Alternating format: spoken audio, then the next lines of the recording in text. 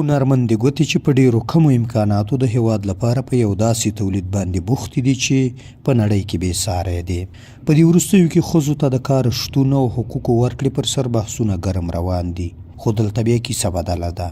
په ننګرهار کې د غالیو په دغه کارخونه کې 100 تنه ښځینه په کار بوختې دي چې هر ورځ دومره ګټه وټه کوي چې د کور ماښام یې پرې ښه تېرېږي.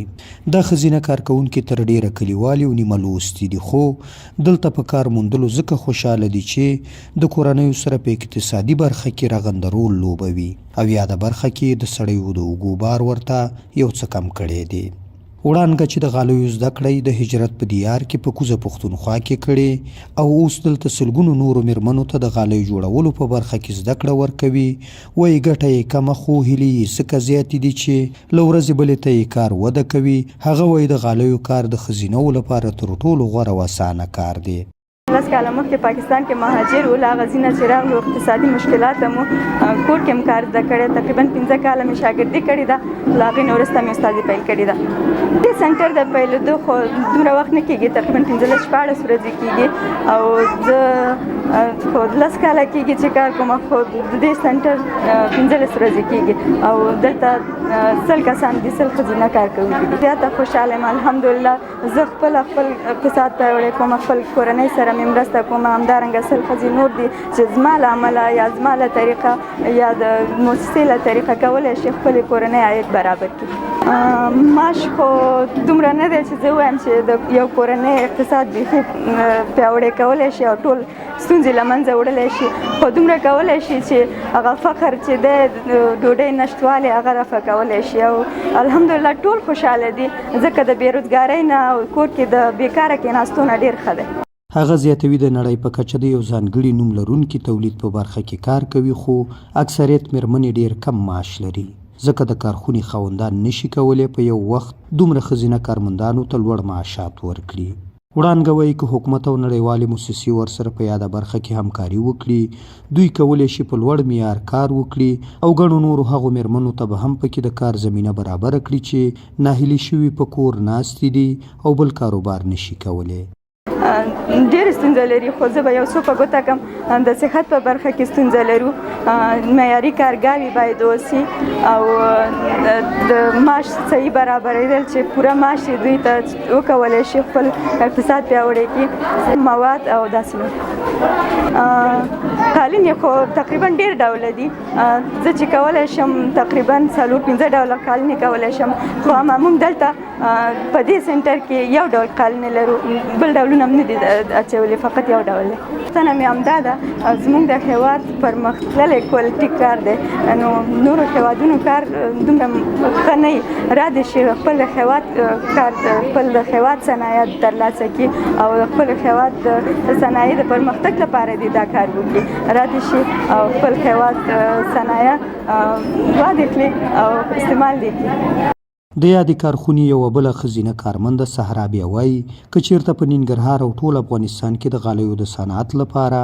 د کارخونو شمیر زیات شي، له یو لوري به دغه صنعت وده کړې وي او بل لوري ته به پکې هغه بې سرپرسته ښځې چې ژوند په کړاو کې تېروي په کار بوختې شي. صحرا له هغو پانګوالو هم ګیلمنه ده چې کولی شي په افغانستان کې ښځو ته د کار کولو زمینه برابره کړي، خو په نورو هیوادونو کې پانګه اچونه کوي. ولې نه ښځو ته د کار زمینه برابرېدی شي، امکان لري، خو چې حکومت او پانګوال موږ سره مرسته وکړي، د سنټریز نظامونه د لا زیات شي، د ښځو ته د کار زمینه برابره شي، موږ سره د مرسته وکړي. زموږ هدف همدا دی چې دا د قالین بافۍ کار د هیواد هر ګوټ ته ورسو، لرې پرتو سیمو ته کې هم باید د سنټریز نظام جوړ شي. زموږ دا ده چې را دې شي خپل هیواد ته د خدمت وکړي، د دې په ځای چې په نورو هیوادونو کې پانګه اچونه کوي، را دې شي په خپل هیواد کې د پانګه اچونه وکړي. که څه هم امکان لري چې دلته یې لږه ګټه کمه وي، خو خپل هیواد ته د خدمت وکړي، دا ګټه به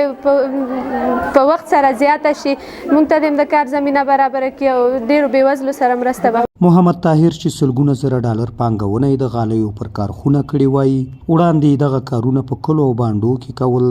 د غالیو جوړولو ټول خام مواد به یې په کورونو کې پر ښځو ویشل تر څو په خپل کور کې کار وکړي. خو په دې وروستیو کې په دې موخه چې یادې کارکوونکې له روغتیایي پلوه خوندي شي او د وسایلو د ستونزو کړاو ونه ګالي، دغه کارخونه یې جوړه کړه.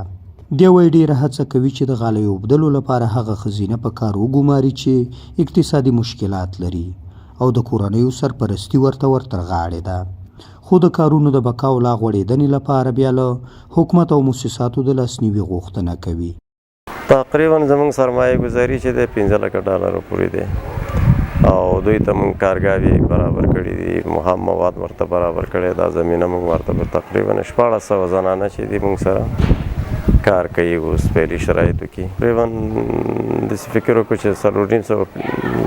څه کم 1500 پورې کارګاوې برابرېږي او په ننګرهار کې او موږ زیاتره کورونو کې ورکوو او دا سنټري چې کوم